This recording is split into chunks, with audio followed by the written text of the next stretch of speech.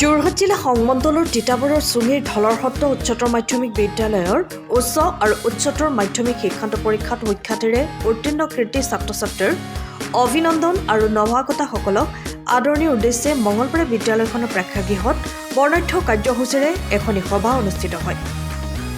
ছাত্ৰীসকলৰ বিদ্যালয় সংগীত পৰিৱেশনেৰে অধ্যক্ষ যুগল চন্দ্ৰ বৰাৰ সভাপতিত্বত অনুষ্ঠিত মুকলি সভাত যোৰহাট জিলা সংমণ্ডলৰ বিদ্যালয়সমূহৰ পৰিদৰ্শক বুলি গগৈ ভূঞাই মুখ্য অতিথিৰ ভাষণ প্ৰদান কৰে।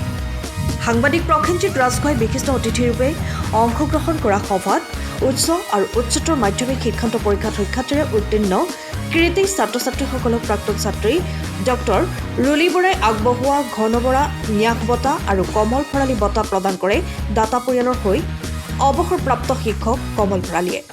সোণাৰাম দত্ত ন্যাস বঁটা প্ৰদান কৰে দাতা পৰিয়ালৰ হৈ অৱসৰপ্ৰাপ্ত অধ্যক্ষা নিৰদা শইকীয়াই।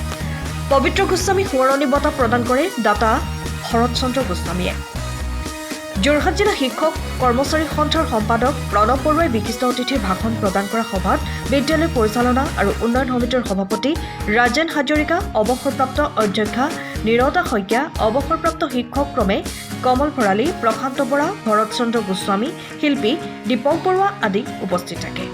গীত নৃত্য পৰিৱেশনেৰে জীপাল কৰা অনুষ্ঠানত উচ্চ আৰু উচ্চতৰ মাধ্যমিক শিক্ষান্ত পৰীক্ষাত সৰ্বোচ্চ নম্বৰপ্ৰাপ্ত ক্ৰমে ৰোহন নাইডু আৰু নিহাৰিকা দাসৰ উপৰিও সুখ্যাতিৰে উত্তীৰ্ণ কৃতী ছাত্ৰ ছাত্ৰীসকলক ঘন বৰা ন্যাস বঁটা, কমল ভৰালী বঁটা, সোণাৰাম দত্ত ন্যাস বঁটা, পবিত্ৰ গোস্বামী সোঁৱৰণী বঁটা, সৰ্বোচ্চ নম্বৰপ্ৰাপ্ত কৃতী ছাত্ৰীসকলক তৰুলতা দত্ত বঁটা প্ৰদানৰ উপৰিও বিদ্যালয়ৰ বিষয় শিক্ষক শিক্ষয়িত্ৰী ক্ৰমে লিপিকা বৰুৱা, মানসী শইকীয়া, বিশ্বজিৎ হাজৰিকা, মূৰ্ছনা বৰা, পিংকী দত্তই পাঠদান কৰা বিষয়ত সৰ্বোচ্চ নম্বৰপ্ৰাপ্তসকলক বঁটা প্ৰদান কৰে।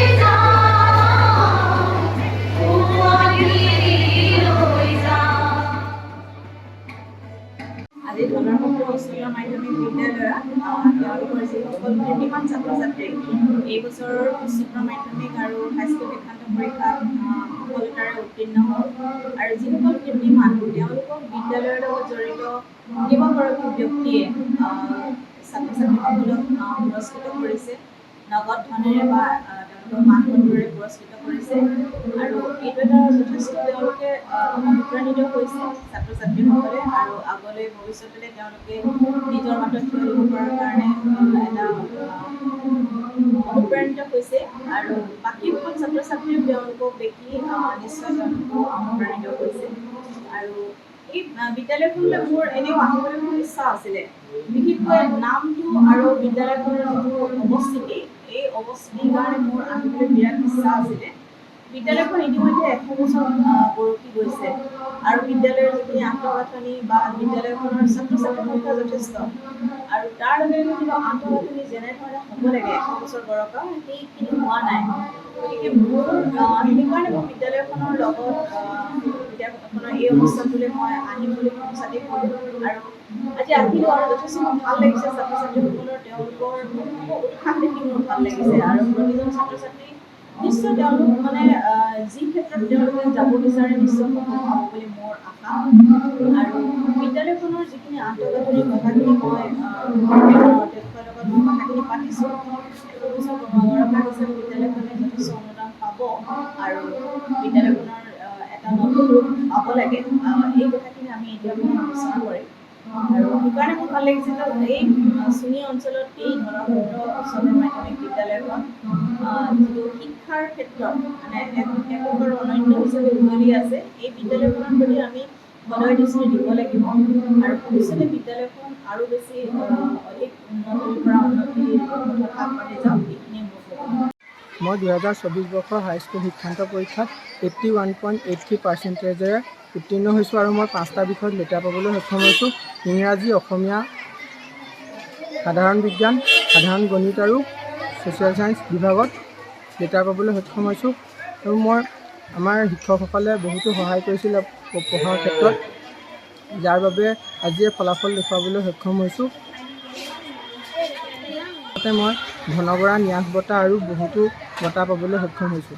মই শ্ৰীমতী নিহাৰিকা দাসে 2024 বৰ্ষৰ উচ্চতৰ মাধ্যমিক চূড়ান্ত পৰীক্ষাত ধলৰসত্ৰ উচ্চতৰ মাধ্যমিক বিদ্যালয়ৰ পৰা শ্ৰেষ্ঠ ছাত্ৰী হিচাপে শ্ৰেষ্ঠ হৈছোঁ।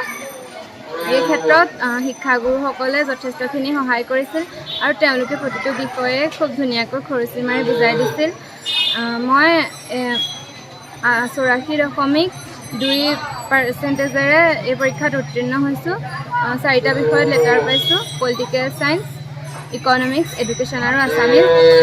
আৰু এই ফলাফল দেখুৱাৰ বাবে মই অধ্যক্ষ বঁটা, ঘন বৰা ন্যাস বঁটা, কমল ভৰালী বঁটা, পুনাৰাম দত্ত ন্যাস বঁটা, এই বঁটাসমূহ পাবলৈ সক্ষম হৈছোঁ। আৰু এই বঁটাসমূহ লাভ কৰি মই আনন্দিত হৈছোঁ, যাৰ বাবে মই মোৰ অভিভাৱক তথা শ্ৰদ্ধাৰ শিক্ষাগুৰুসকলক আন্তৰিক কৃতজ্ঞতা জ্ঞাপন কৰিছোঁ।